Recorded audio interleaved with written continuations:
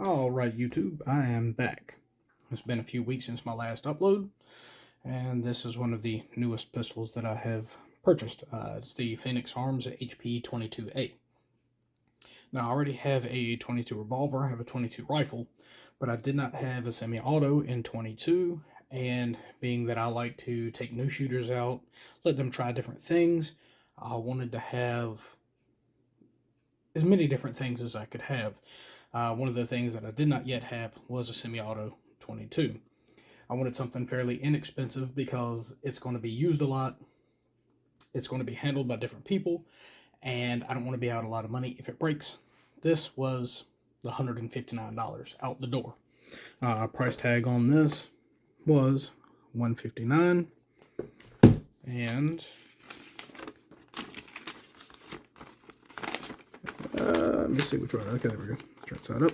I blocked out the company that I bought it from because they don't sponsor me. They don't pay me. But you can see there it was $159 out the door. It was $148.95 plus the state tax. Makes it $159 even. I like that company. Usually, whatever they have on the box is what you walk out with, taxes included. So you're not looking at it going, oh yeah, it's a $200, and you're going to walk out of there $215 after taxes. They don't like to do that. Whatever the price is, that's usually tax included, usually. But they are a pawn shop. They are local to me. They sell new and used firearms, as well as, jewelry and musical instruments and tools, and it's a pawn shop. But again, they don't sponsor me, so I'm not going to mention any names. I do spend a lot of money with them. That's where I've bought probably, of the firearms that you guys have seen on here, which so far has been 8 or 9 pistols. Probably 5 of them came from this pawn shop. Now, I like going to them. They're knowledgeable, they're friendly, but again, they don't support me. So, yeah, anyway. So, back to the little Phoenix Arms here. Quirky little bastard. I did do some modifications to it. Anybody that has ever used one of these or seen other reviews knows that this little safety right here is something that most people absolutely hate, because when it's in the fire position, you cannot remove the magazine. You can pull the trigger, you can cock the pistol back, and by the way, the firing pin block safety is down and it is clear. So, yeah. But when you can pull the trigger, move the hammer, you cannot remove the magazine. Before it's modified, you have to put the safety on to take the magazine out. But then you cannot pull the trigger, you cannot cock the hammer back, you can't even open the slide. It is completely locked up. And in its unmodified version, without the magazine, you cannot take the safety off. Which means if you have one in the chamber, pull the magazine out, you actually have to empty the rounds out of the magazine, put the magazine back in to take the safety off to get the round out. That's stupid. So I still have to put the safety on to drop the magazine, but I've modified it to let me take the safety off without the magazine in it, so that I can clear the chamber. It also helps when cleaning, because you have to put the magazine in according to the instructions. And it's just very, very retarded to do anything with the magazine in, because to take it apart, you need the magazine in it because you have to have the safety off. Dumbest design ever. Also, as far as dumb designs, the takedown on this is rather retarded. You have this little pin down here, this plate. It's got 2 notches on each side. You will pull that forward, Maybe. There we go. Pull that forward. Oh. Jesus. This thing is giving me issues now.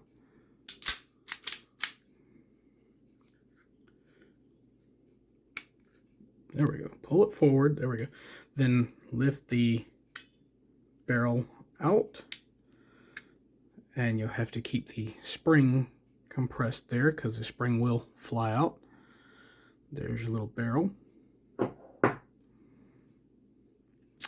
And your spring has no guide rod. It doesn't really even have a home. It just sits on this flat spot in here, which I'll take this apart in a second. And you can see the spring there has got a little tiny guide on it. So there's the spring. And then this just lifts off. So that is just where the spring sits, right in there. There's no recess for it, it's just flat, which makes putting this back together rather interesting. So when you're putting this back together, this just sits right on top. Hold it in place. All right, take your spring and slide the end of it right down there. And you're going to make sure that it's pushed down on that little flat spot.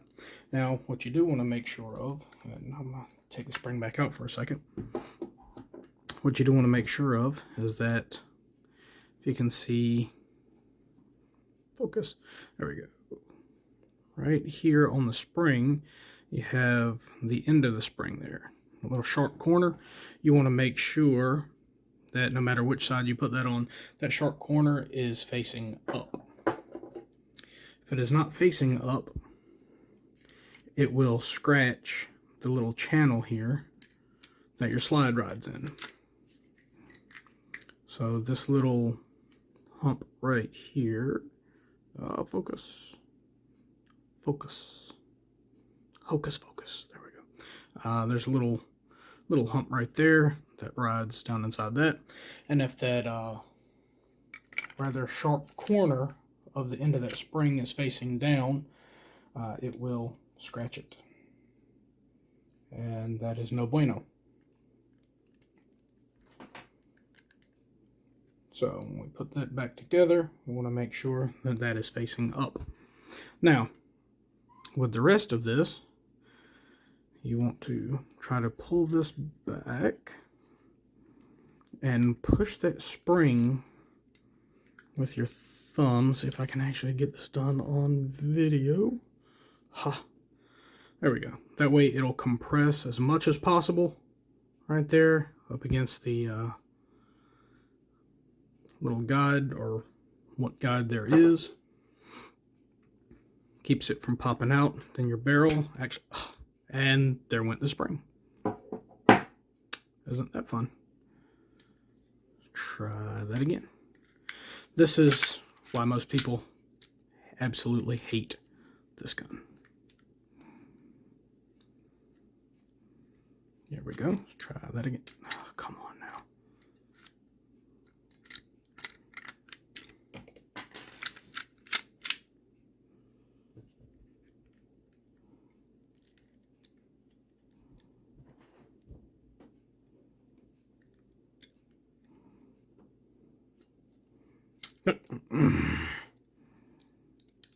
Just about to say, okay, I got it.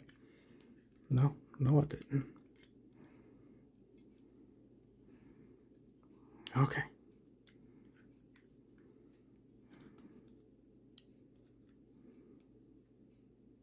There we go. Try not to let that go.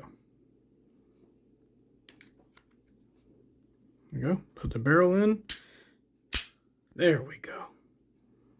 Now, it is back together like it's supposed to be. Aggravating little bastard. But anyway, it's actually a decent shooting pistol. It does have adjustable sights. I don't know if you can see that there. There's a little screw in there, a little adjustment. So your sights are windage adjustable. It does have a fixed front sight. The sights kind of sort of suck. It has some serrations on it to cut down glare. Come on, focus. There we go. You see it's sort of a pyramid shape serrated blade sight, and then your rear sight is a little black insert, steel insert.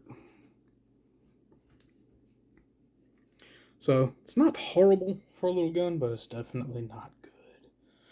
It is fairly accurate, and they do sell a 5-inch barrel kit that I do not yet have for this.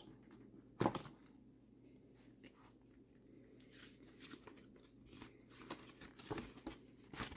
we go. So you get a 10-round magazine with the finger extension and the 5-inch barrel for $45. That's not actually all that bad. And as far as accuracy, like I said, it is actually fairly accurate for what it is. You're not going to be shooting dimes with it, but it's definitely good enough for self-defense practice. Again, not really self-defense. I'm not a big fan of 22 long rifle for self-defense. If it's something you want to carry, by all means carry it. Something is better than nothing. I personally don't like it. For something this size and 10 rounds of 22, this is actually slightly bigger than my Diamondback DB9 with 7 rounds of 9mm. It's just bigger to me is slightly better. So it's not something that I would carry for self-defense, but teaching new shooters shooting disciplines, how to stay on target, that type of thing. When I'm using a full-size silhouette, I use the B27 targets, which are North Carolina state standard law enforcement full-size silhouette targets. It's perfectly adequate for that. Everything that I have, even the highly inaccurate Heritage Rough Rider, is good enough to hit center mass on a full-size silhouette target at 7 yards, 21 feet. So, can't complain about it. This is a lot more accurate than the Heritage is, but not as accurate as like my SIG or my Canic or my Ruger or even the Diamondback. The Diamondback is more accurate than this is, it being just about the same size and a larger caliber with a much heavier recoil. Is still more accurate than this, but this isn't bad. I mean, it's not a target pistol by any means, but again, not all that bad. Just not something that I care about all that much. So, which is why I let the girls play with it. Well, I just keep saying play with it. They don't play with it, but I do teach them how to use firearms and stuff. They've shot most of mine. They've shot their moms. Their mom has 2 pistols, but this is the one that they seem to like because it's a little bit quieter and it doesn't jump around as much in their little hands, because one is 12, one is 14, but they are quite small for their ages. One of them is like 4'8", the other one's like 4'11", at 12 and 14 years old, so they're pretty small people. But anyway, I just figured I'd share this with you. Let me know what you think in the comments, and I'll see you later.